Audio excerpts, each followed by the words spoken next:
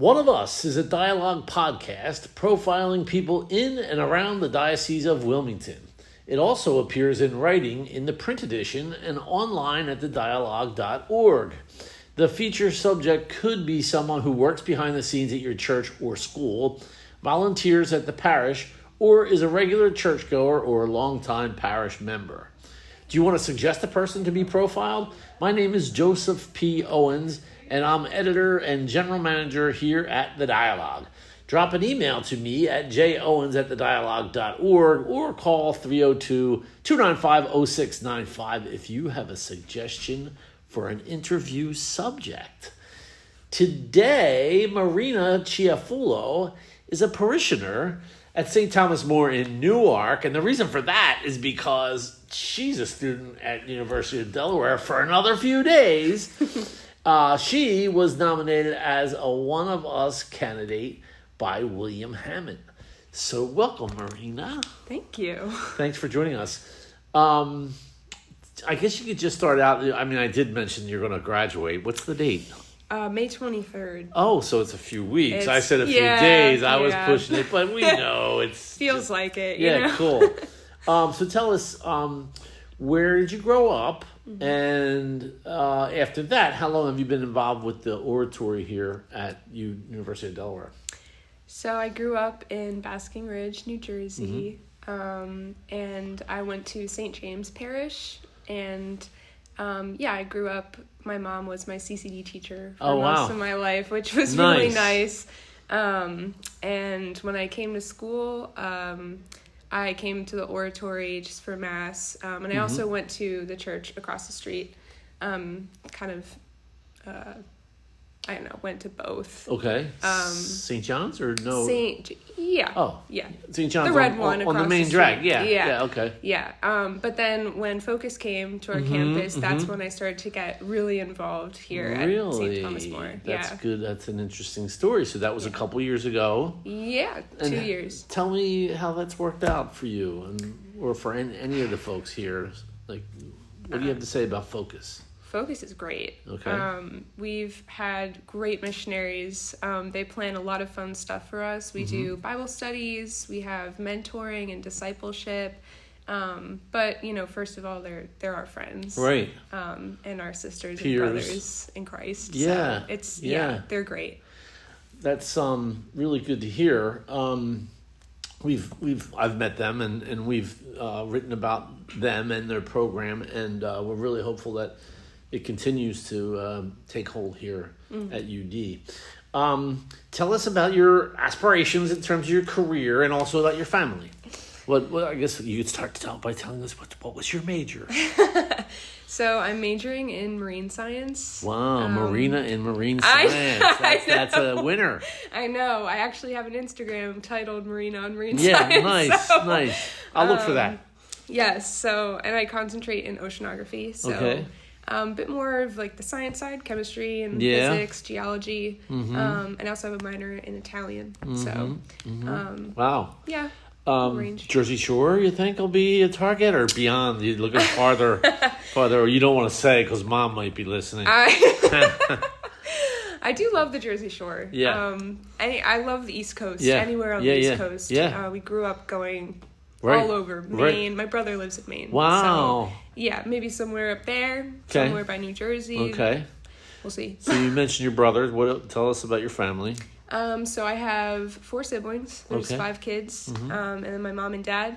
My mom and dad raised us cradle Catholic. Yeah. My older brother is my confirmation sponsor. Oh, nice. Very inspiring. Cantor at the cathedral in Portland, Maine. Wow. Actually. Yeah. He's great. So I have an older brother, and then I'm second. Okay. And then I have a younger brother who's a sophomore in college, and then a twin brother and sister who are going to high school next year. Whoa, I'm doing the math. That's everybody. Yeah. Where did he go to college? You can whisper it if you want. My older brother? Yeah, no, the one that's one in college now. Oh, right? yeah. He goes to Marist College. Oh, okay. Yeah. It's in New Jersey, right? It's in Poughkeepsie. Oh, Poughkeepsie. Sorry. Okay. That's close enough. Yeah. Well, that's cool. So Catholic family. we talk about spirituality and faith here with one of us. So, what would you say is the most important part of your spirituality? Ooh. And how did that develop, or did it develop while you were here at St. Thomas More Oratory? I think in terms of spirituality, the most important part for me is the relationship that I have with God. And I think when I was younger, I kind of viewed it as more of like God as this moral authority, which I mean, he is, but like kind of moving and doing my stuff based on rules. But I think now that I'm older and I've developed my relationship to God as like a fatherly relationship, it really helps me to understand like the love behind the sacraments, like the Eucharist, Right. reconciliation especially Right. too, because that, that can be a little scary. Yep.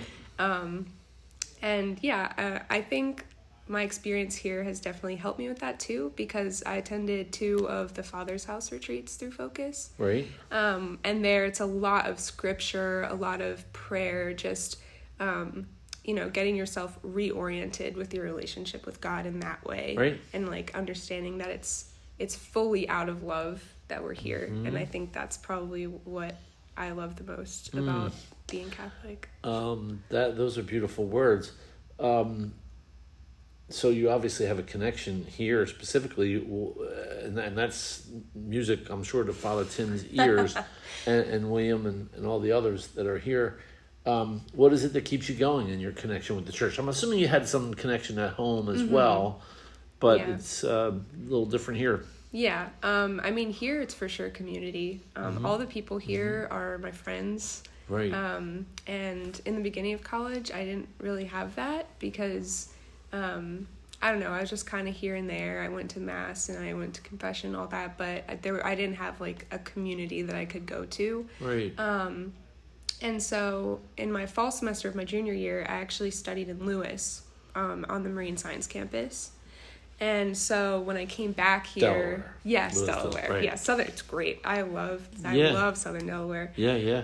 But yeah, when I came back, it was, Focus was here. And so it was very new to me, but I realized quickly that what they were doing was growing the community. Right. And, it just feels like a home, a safe space. Yeah. So That was their first season here, I think. They came the end of the summer of that year, I think. Yeah. So I wasn't here for their first semester. Right. So outreach is important, I guess, to try to get more people. Are you helping with that? Have you helped draw some in? Or I mean, I'd like to hope so. Yeah, because that's how it works, Yeah. right? Like word of mouth and Yeah, and I think, for me, I always like to sprinkle my faith into conversations. Right.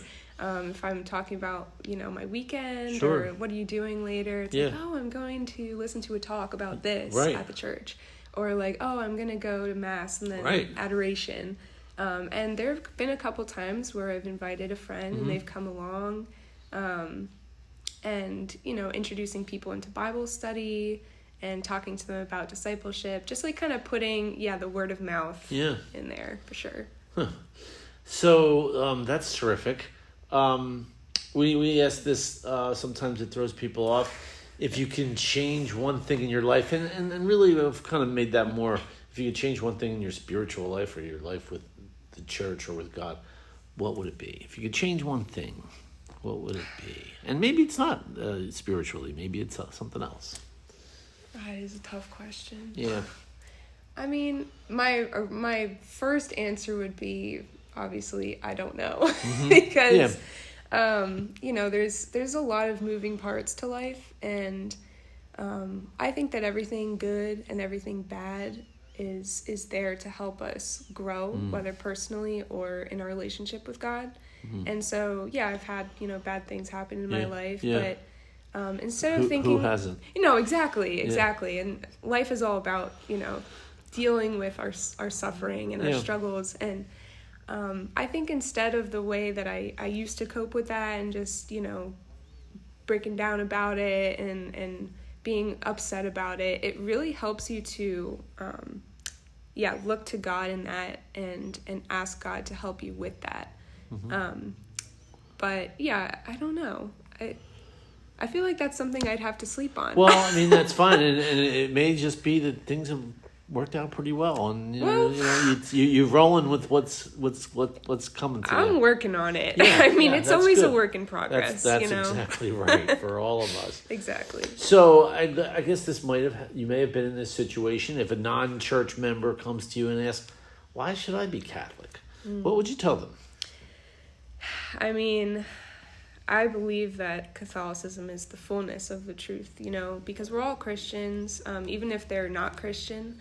I think that there's a beauty to Catholicism because there's more. There's the sacraments, and the Eucharist is like the real presence of Jesus, and it's not a symbol, And I mean, I think also just reminding people that they're loved, and when it comes to people that aren't in the church, I personally think that it's important to establish a relationship with them first. Maybe not bringing up the faith right away, right? Because it could scare them off, right? Even especially if they've had bad experiences in the church. Yep. But yeah, just making a connection with somebody, talking about what they like to do, maybe going out and doing those things with them, and making sure that they know that they can come to you, and making sure that you're there for that person, and reminding them that they were created to be loved, they are loved, and all of those kinds of things. And then I think that the conversation can develop from there, and you can maybe bring up part of the gospel, the truth of creation. And yeah, I mean, I've seen hearts change that way, and it's possible. Right. So yeah, I think if a non-church member came up to me and asked me why I'm Catholic or why they should be Catholic, I would just tell them because, I'm loved, you're loved, and this is the best place to do it. That's pretty good.